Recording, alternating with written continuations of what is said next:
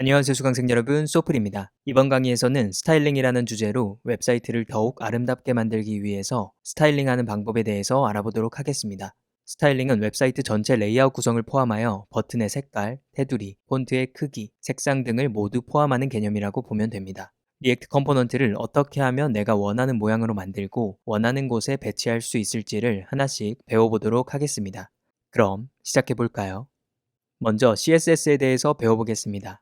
웹 개발을 할 때 스타일링을 하기 위해 가장 대표적으로 사용되는 것이 바로 CSS입니다. CSS는 Cascading Style Sheet의 약자로서 스타일링을 위한 일종의 언어라고 생각하면 됩니다. 여기서 Cascading이라는 단어는 계단식이라는 뜻을 갖고 있습니다.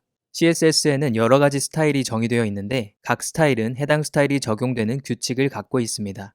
하나의 엘리먼트가 여러 개의 스타일 규칙을 만족할 경우에 해당 스타일들을 마치 계단을 한 칸씩 내려가는 것처럼 우선순위를 가지고 하나씩 적용하게 됩니다. 결과적으로 하나의 스타일이 여러 개의 엘리먼트에 적용될 수 있고 하나의 엘리먼트에도 여러 개의 스타일이 적용될 수 있습니다. 그리고 엘리먼트의 스타일이 적용되는 규칙을 셀렉터라고 부릅니다. 단어 그대로 해석하면 선택자라고 할 수 있는데 스타일을 어떤 엘리먼트에 적용할지를 선택하게 해주는 것입니다. CSS는 크게 셀렉터와 실제 스타일로 이루어져 있습니다. 이제 셀렉터와 스타일을 카테고리별로 나눠서 배워보도록 하겠습니다.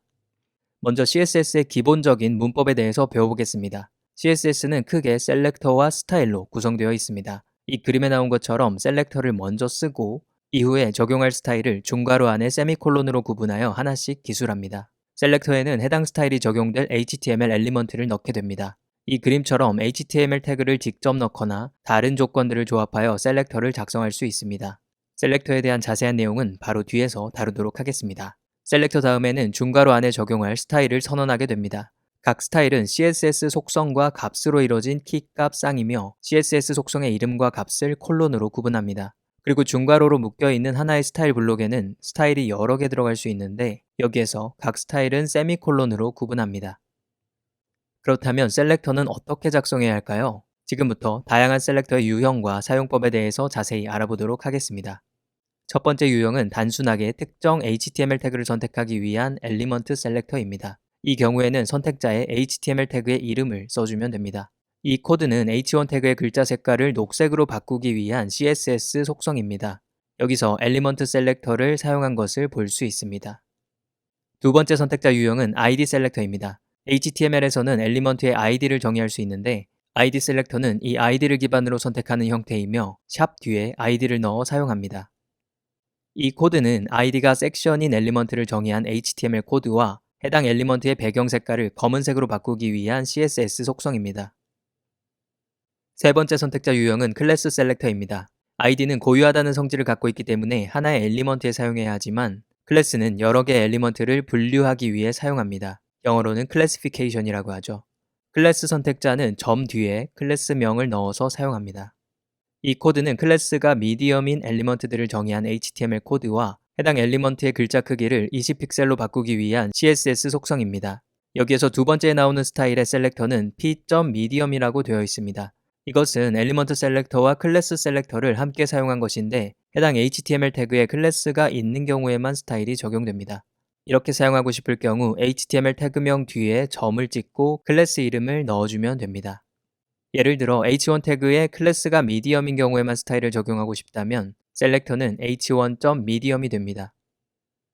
네 번째 선택자 유형은 유니버설 셀렉터입니다. 유니버설이라는 단어는 전 세계적인, 보편적인이라는 뜻을 갖고 있습니다. 유니버설 셀렉터는 의미 그대로 특정 엘리먼트에만 선택적으로 적용하는 것이 아니라 전체 엘리먼트에 적용하기 위한 셀렉터이며 한국에서는 흔히 별표라고 부르는 애스터리스크를 사용합니다. 이 코드는 모든 엘리먼트의 글자 크기를 20픽셀로 하고 글자 색깔을 파란색으로 바꾸기 위한 CSS 속성입니다.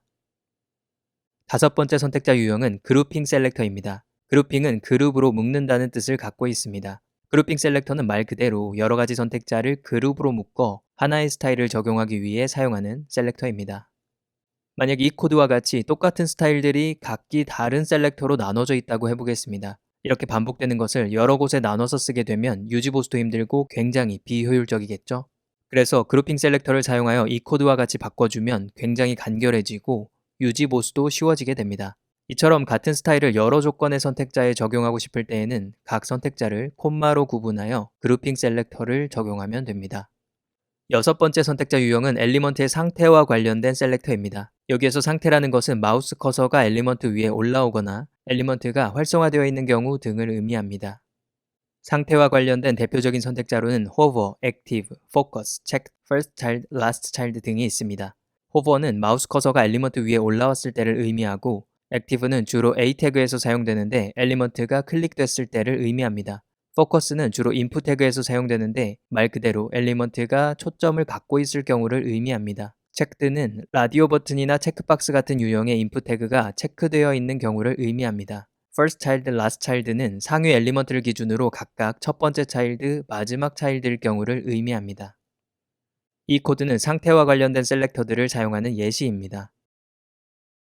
지금까지 여러 종류의 CSS 셀렉터에 대해서 배웠습니다. 이것 이외에도 더 복잡한 셀렉터들이 많이 있지만 이 책은 CSS를 위한 것이 아니기 때문에 여기에서 그 이상은 다루지 않겠습니다. 더 자세한 내용이 궁금한 분들은 이 링크에서 다양한 CSS 셀렉터들을 살펴볼 수 있습니다.